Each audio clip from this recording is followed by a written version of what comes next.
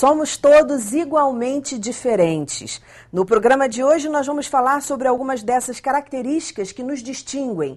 Mais especificamente, nós vamos aprender e entender como ocorre a educação de crianças com necessidades especiais. Então fique ligado, está no ar o Educação.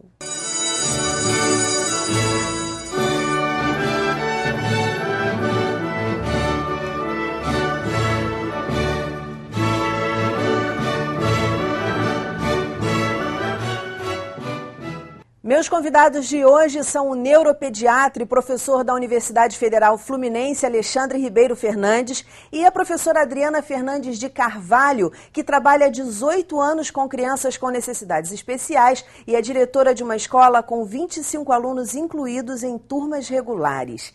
Muito bem-vindos ao programa. Alexandre, a deficiência intelectual, ela está presente em várias condições aí de distúrbios, transtornos. Sim, obrigado pelo convite, é um prazer estar aqui e trazer esse assunto a debate, muito obrigado. A deficiência intelectual ela é definida exatamente pelo desempenho, quando a criança tem um desempenho intelectual inferior à sua idade cronológica e inferior ao seu grupo cultural, né? Quando isso está presente, a gente diz que essa pessoa, né, tem deficiência intelectual. A deficiência intelectual em si só não encerra necessariamente um diagnóstico. Existem várias condições que cursam com deficiência intelectual. Então, por exemplo, a criança com síndrome de Down tem deficiência intelectual. Algumas crianças com paralisia cerebral têm deficiência intelectual. Alguns outros problemas neurológicos de origem genética, malformações cerebrais, outras síndromes genéticas que não a síndrome de Down, muitas vezes também cursam com deficiência intelectual. Uhum. E existem os casos de deficiência intelectual isolada, ou seja, aquela criança não tem absolutamente nada, apenas uma deficiência intelectual sem uma causa reconhecível.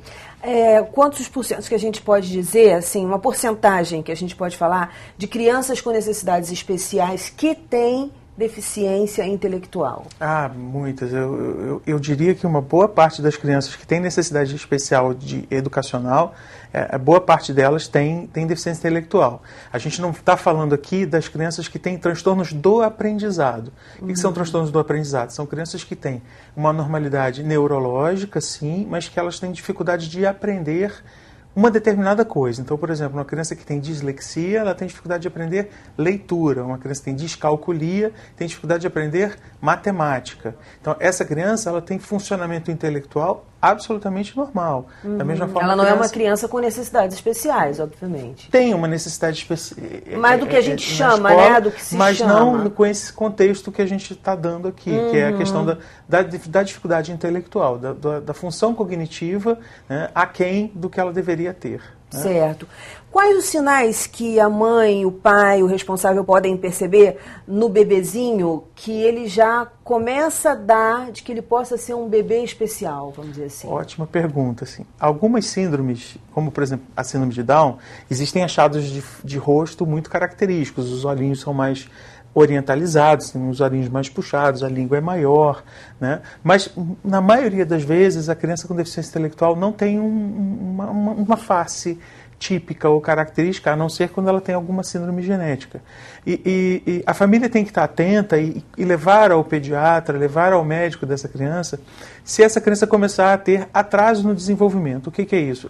Ela está demorando a sentar, ela está demorando a engatinhar, ela está demorando a rolar na cama, ela tem sinais de que ela não está se integrando com o ambiente dela, ou seja, o adulto fala com ela, ela não sorri, o adulto fala com ela, ela não interage, né? O adulto aponta alguma coisa e ela não é capaz de olhar para onde o adulto está apontando, né? E mais para frente, por volta entre o primeiro e o segundo ano de vida, entre 1 e 2 anos, né? Ela tem dificuldade de desenvolver a fala não se processa, né? Todos esses sintomas, todo esse atraso do desenvolvimento deve levantar a suspeita nessa família e que devem procurar o médico, de preferência o pediatra, para que ele então possa fazer os exames clínicos necessários e, se for o caso, referenciar ao neurologista infantil, ao geneticista ou ao médico que for for preciso. Adriana, como é que a escola pode contribuir para um melhor atendimento desse aluno incluído, dessa criança incluída? Bom, primeiramente, obrigada pelo convite também, né? É um prazer estar aqui. Eu acho que o principal da escola é ela ter uma boa vontade, se preparar para receber esse aluno e envolver, na verdade, todos dentro da educação dessa criança, que não é só a nível de aprendizagem, mas nível social, trabalhar mesmo com essa família inteira, com todos os professores, com toda a comunidade escolar, para que ele possa ser realmente incluído. Como é que a escola se prepara para isso? Você falou em incluir, em todo mundo participar, mas como é que a escola se prepara para esse momento e para esse processo? Geralmente, quando a gente recebe uma criança portadora de deficiência, nós na escola vamos pesquisar. Primeiro a gente vai conhecer um pouco daquela deficiência para a gente poder ver o que a gente pode fazer melhor para atender aquele aluno. Então, conhecer um pouquinho do universo dele, conhecer um pouquinho da síndrome ou da deficiência dele, para que a gente possa atender melhor. Alexandre, o que é a necessidade especial na educação? Eu acho que na educação e em tudo na vida. Assim, é uma criança que precisa de suporte, né? Precisa de observação, precisa de cuidado para executar suas atividades de vida diária, suas atividades cotidianas, suas AVDs, como a gente chama, atividade de vida diária, atividade de vida cotidiana. Essa criança precisa disso não só no ambiente escolar, mas ela também precisa disso no ambiente familiar. Assim, ela precisa de supervisão para se vestir, ela precisa de supervisão para comer, precisa de supervisão para fazer sua higiene pessoal, ela precisa de supervisão para fazer a integração social, né? E assim, a escola é fundamental para essa criança. A escola é um cenário terapêutico, que eu costumo falar. Assim. É um local onde essa criança precisa e deve interagir com o ambiente que a cerca, interagir com a sua socialização. É o primeiro ambiente social dele. Né? Então vai ser ali realmente que ele vai aprender a interagir com outras crianças, com o meio. Então ali vai acontecer realmente a interação dele, nesse meio social. Não é nem só a questão acadêmica, o desempenho acadêmico, exato, mas a escola, e desde a pré-escola é muito importante, a gente não vamos pensar só na escola nível fundamental. É fundamental, 6º ano, 6 anos para frente, né? Primeiro ano para frente, mas também a pré-escola é muito importante. É muito importante integrar essa criança ao meio que a cerca, e tanto ao meio familiar quanto ao meio social dela. E muitas vezes na pré-escola é que o professor pode detectar algum sinal que a família não detectou, porque vai ser na pré-escola onde a gente vai trabalhar essa parte social bem a fundo mesmo.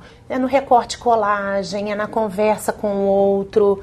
Então, às vezes, para o professor da pré-escola é fundamental, porque é ali que ela vai, poxa, tem alguma coisa diferente nas atitudes daquela criança, que pode ser um sinal de algum tipo de deficiência. E, às vezes, a família não notou. Como o doutor falou, você tem também algumas síndromes que a criança tem o desenvolvimento normal e você só vai detectar a deficiência intelectual quando ela chega na pré-escola, quando ela chega no 1º ano, que é onde você não consegue alfabetizar aquela criança. Mas ela teve um desenvolvimento normal e às vezes a família não percebe, né? Então, aquele movimento escolar é que o professor vai poder, que a escola vai poder detectar, às vezes, alguma diferença naquela criança. Alexandre, isso é extremamente frequente, diga-se de passagem, desculpe, que o professor detecte e o professor sinalize e referencie a criança para o tratamento. É muito comum. Minha pergunta é sobre isso. Na sua avaliação, as crianças que você recebe, que você trata, como é que estão as escolas dentro desse contexto? Elas são preparadas? Elas mostram muito despreparo? No contexto público, às vezes essas crianças estão mais bem incluídas do que em muitas escolas particulares, né? A secretaria, por exemplo, eu trabalho na UF, na Universidade Federal Fluminense, trabalho muito com a Secretaria Municipal de Niterói. A inclusão lá é realmente excelente, é muito boa, eles realmente incluem, de fato incluem. Mas eu percebo, muitas vezes, uma inclusão que é uma inclusão de fachada, ou seja, incluir não é só colocar a criança na sala de aula, né, e deixá-la ali dentro à mercê, e com um professor que não foi preparado para receber essa criança, que desconhece, tem medo, né? Tem medo da criança ter uma convulsão em sala de aula, tem medo da criança ter um comportamento, ter um distúrbio de comportamento mais grave, agredir um colega, morder o colega, enfim, ter uma atitude mais agressiva dentro de sala de aula. Então é um professor que não está preparado, e aí você fazer isso é uma covardia com a criança e é uma covardia com o professor, com o professor e com a escola. Então assim, acho que a gente está caminhando.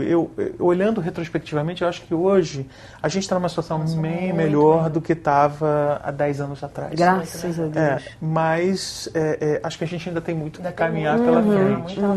Quais são os principais desafios, Adriana? Eu acho que fazer com que as escolas percebam, né, que você tendo um deficiente dentro da unidade escolar, você vai estar contribuindo muito para o desenvolvimento de todo mundo, na verdade, não só daquela criança, né? O desafio também da família, em trazer essa família para dentro da escola, para que ela participe e lute pela garantia. É muito difícil. Porque geralmente qual é o comportamento? Porque, como o doutor falou, assim, nós estamos ainda caminhando. E a gente sabe que ser mãe de uma criança especial é muito doloroso, é muito sofrido. E às vezes nós recebemos na escola aquela mãe que já passou por diversas escolas e ela se sente às vezes sozinha, né? Então quando ela encontra um lugar que ela, né, que aceite aquela criança deficiente, a família tende a dar um pouco uma relaxada. Encontrei um lugar e aí o professor vai ser o responsável por desenvolver tudo que às vezes cabe também à família. Entendi. Né? Então a gente procura muito trazer a família e ver a necessidade da família estar realmente incluída junto com a criança dentro do ambiente escolar. Esse é um grande desafio também. A gente está terminando esse bloco. Eu queria deixar uma pergunta já no ar para vocês refletirem durante o intervalo, que é: até que ponto e quais as vantagens de ter um aluno numa turma, um aluno com necessidades especiais numa turma regular, e até que ponto ele deveria ou seria melhor para ele estar numa turma especial? No próximo bloco, a gente volta já já. Não sai daí não.